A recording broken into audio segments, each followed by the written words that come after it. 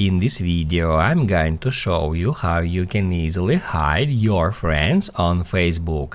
Be sure to watch the video to the very end so you don't make any mistakes, and of course do not forget to like this video and subscribe to my channel. Thanks guys. So let's get started, and first off, open up Facebook app. After that, go to menu and then tap at Gear to open up Settings and Privacy. Then tap right here to search for friends. Just like that.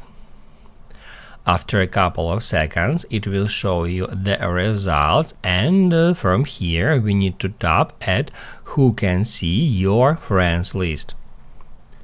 We'll be taken to this page where we can switch the privacy for our friends list. As you can see, now it is set to public. However, we can set it to friends, friends except, specific friends, or only me. If you want to completely hide your friends on Facebook, just choose only me, and from now on your friends list will be visible just for you. That's how you can easily hide your friends on Facebook.